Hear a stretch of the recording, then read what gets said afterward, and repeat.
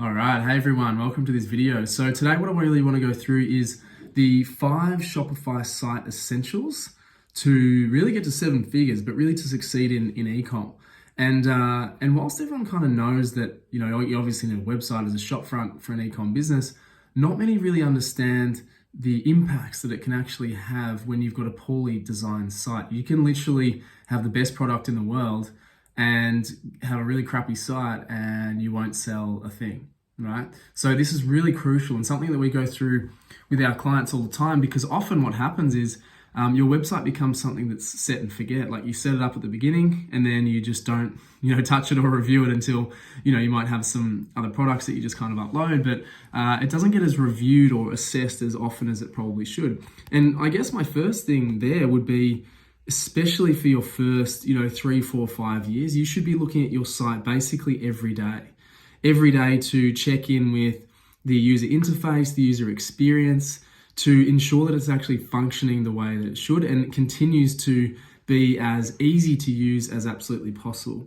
So today I'm going to go through the 5 things that we consider the most important things for you to maximize conversion rates and maximize sales on your site, right? So number 1, the first thing is to make it clear, clean layout, right? Have a simple theme that really is conducive to the number of products that you probably have.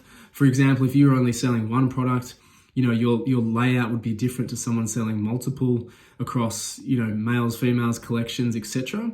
So make sure it's clear and clean to the purpose of your actual business. Okay, make sure the formatting is correct. Make sure the copy and the text is concise and easy to read and easy to navigate.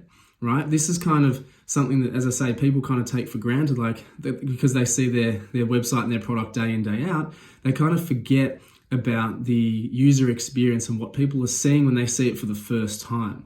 Okay, so be very conscious of what theme you're using, what layout you have, what you have on your homepage, what you have on your product pages.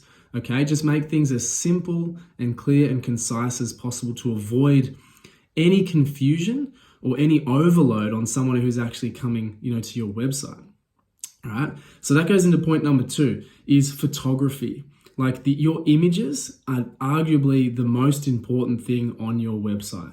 Okay. Make sure you have quality images of your product so that people can very clearly see what it is they're getting. That's literally the number 1 thing that will lose people straight away. If you don't have professional enough, high quality photography, or images, then you're going to lose people completely. It looks scammy, it looks unprofessional, it just looks, unattractive, right? And we're always putting ourselves in the consumer's position, right? You ask yourself, would I buy from me? That is probably the number 1 question that you can actually ask yourself when you're looking at your own website. Would I actually buy from me? Do I look professional? Do I look legitimate? Because there's so many scamming websites out there. There's so many people that you could possibly buy from with even better credibility than you might have. But if you don't convey that on your site, then you're going to be in a lot of trouble and not going to make any sales. So the photography, make sure it's clean, make sure there's options for people to look through, make sure it's consistent, across products, make sure the formatting's correctly. And what you can do, really quick tip here, is actually make sure that your images are compressed, because that will help with load speed and legitimacy of the website as well. So make sure that your photography is, compressed and compatible, obviously, to desktop and mobiles as well.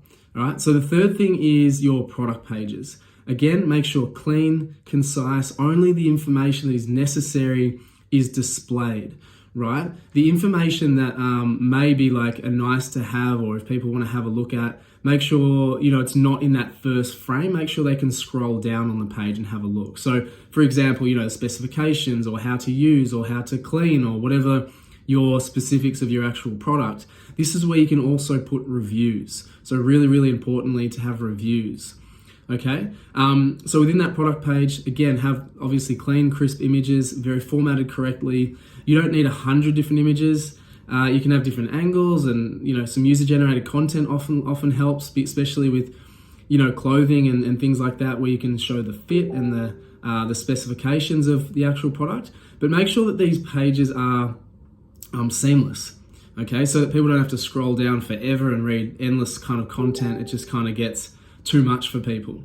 All right, so that's your product pages. The fourth thing is social proofing. So all over your site, I just mentioned reviews on the product page. That's absolutely key number one when it comes to reviews and social proofing.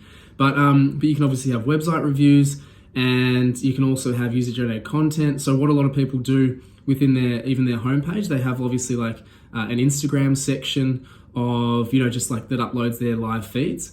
You could do something similar that isn't actually straight from the Instagram, but is using like UGC, right? So a section that is completely uploaded by you that just shows people using your product.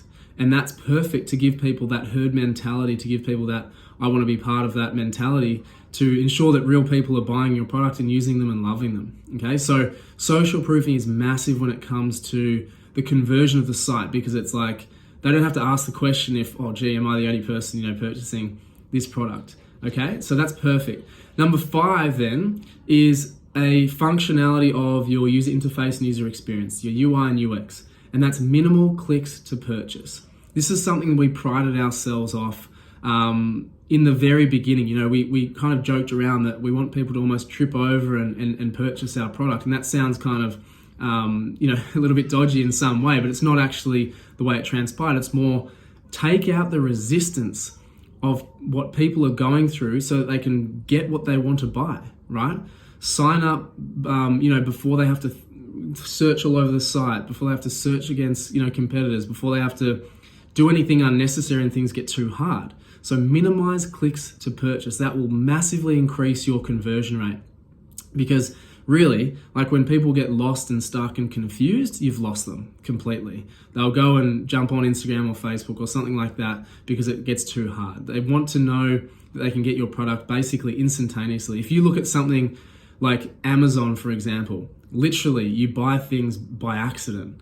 There's a button that says, it's next to the checkout, add to cart. It's like literally buy it now, and it punches through. I think I've done that accidentally myself and bought something. All right. So make sure that you're optimizing your user experience, your user interface. So there's 5 things that you can work on immediately. There's always improvements you can be made. As I say, make sure that you're looking at your site daily and make improvements where you can. So clean cut website. Number 2 is photography. And number 3 is product pages. Number 4, social proofing. Number 5 is minimize clicks to purchase. So I hope that helps. Feel free to let me know if any other questions, but I'll see you in the next one. Thanks.